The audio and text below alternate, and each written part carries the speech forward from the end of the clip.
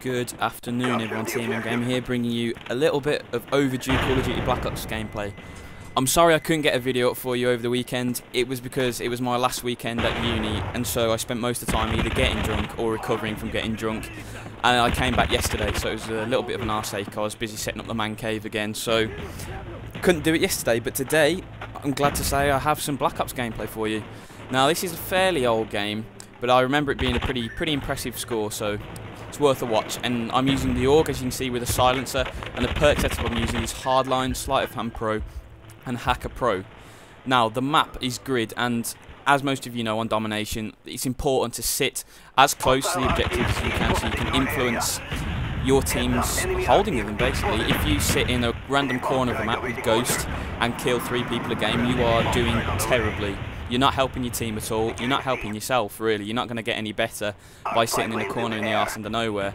So, if, like me, you are interested in the kills, if you want to get good kills, and perhaps you're not as comfortable rushing around the place, pick somewhere towards the centre of the map, because that way you'll be able to see a lot more of the traffic and get a lot more kills. And ultimately, you'll help your team doing that, because if you are a decent player, you'll be able to get a lot of defenders as well. I was fortunate enough to join a game where it just started and my teammates had captured B. And that's always a huge help, because that initial capture B is probably the hardest. If you can get that early capture out of the way and hold it, you're going to win the game comfortably by quite a long distance. Unfortunately, that's what managed to happen. Now, I managed to take up this central position over the map. I think this is the B balcony side. The other side of the map is B control room. Now, I think the balcony side's a little bit better, because you have a little bit of a wider view over the C spawn, so you get a little bit, pardon me, you get a few more kills of people in the C spawn. But if you are forced to use the control room, it's not that bad, because you have a lot more places to escape if a nade comes in. And I should have got a collateral triple there. I had a look at theatre mode from that guy's point of view, and he was literally a gnat's sneeze would have killed him there. I think I must have hit him with 3 bullets, but in the leg or something, because he was severely damaged. So denied a triple by connection there. But this is my first chopper gunner of the game, and grid isn't really one of the best maps for chopper gunner. As you can see here, a lot of people are inside with no way of me killing them. But as soon as they begin to spawn in the C field, you really can go to town with a chopper gunner, and that happens a little bit here. They're not spectacular, still quite a lot of gun play, gun skill on show, but the chopper gunner is fairly useful if they are on C spawn, as you can see here.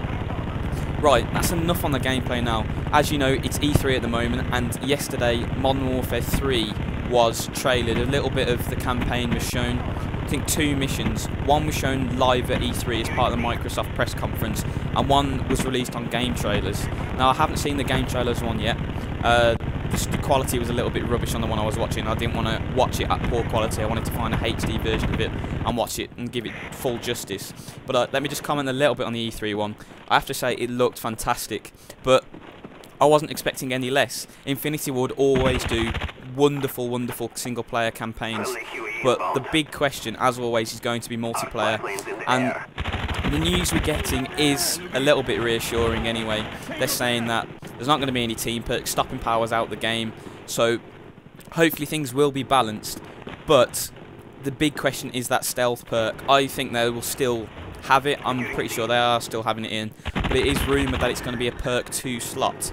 So it's going to be competing against sleight of hand, steady aim, perks that are perhaps a little bit more useful. So if you want to be stealthy, you're going to have a marked disadvantage in gunfights, which I think is a little bit more balanced than it is now. But ideally, in my perfect world, I don't want it in the game at all, but you might disagree with that. Anyway, the mission, if you hadn't seen it, was a SEAL team started underwater in New York Harbour. They snuck up on a Russian sub, planted a charge on the tail, forced it to surface, and then stormed the submarine to launch missiles at undesignated targets. We don't know who those missiles were aimed at, and that's a little bit of a debating point. Were they targeting Russian warships in the harbour? A few of them were destroyed by missiles, but they seem to fire a lot of missiles from that submarine, and there weren't that many warships in that harbour. So, have they sent some of those missiles to mainland Russia? That's a big question. But the gameplay looked very smooth. The quality and the graphics was pretty impressive. But it's exactly what Modern Warfare 2 had. The gameplay was very smooth, the graphics were wonderful, but multiplayer kept on hitting you over the head with a baseball bat every now and again. You'd settle into some lovely rhythm. You'd have 2 hours of fantastic multiplayer action, and then you'd run into a lobby where there were 2 people with 1-man army, pinging noob tubes over the map, and that was used to really pissed off. So whether Modern Warfare 3 can address the problems of Modern Warfare 2 is still to be seen. But the signs are more encouraging. I started out quite sceptical, really. I was looking forward to the Call of Duty because of the single-player mission. The campaign Infinity Ward does is one of my favourite out there. I know it's quite short, it's probably under 10 hours, but it's still a very, very fun campaign, and I do replay it. I know a lot of people out there won't. Personally, I do get enjoyment from replaying the campaign. So that will always be good. That will be very good, but will multiplayer meet up to the campaign's high standards? Some little things that I really want to see taken out of it. The nuke, which has been taken out, which has been confirmed by Robert Bolin.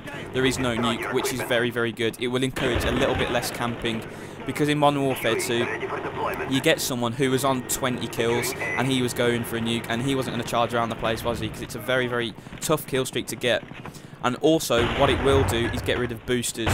Because if you ever played free-for-all, and I liked a little bit of free-for-all every now and again, a bit of a change of pace from the objective game modes I normally play, you'd meet a lot of nuke boosters. Pretty much half the games you go into would have someone boosting somewhere in the map trying to get a nuke.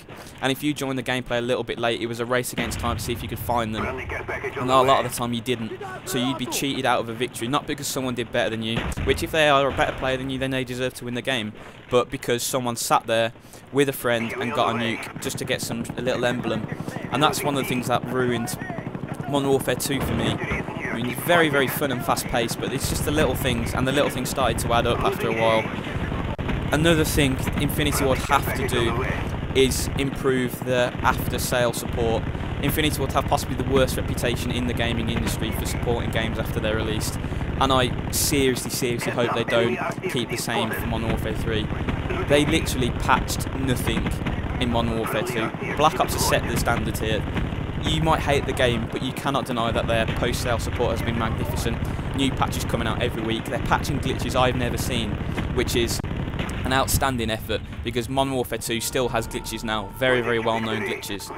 So I hope you enjoyed the commentary, guys. Keep posted for more on E3. I will post up developments for you. Final score 49-4. Hope you enjoy the gameplay, and thanks for watching. See you soon.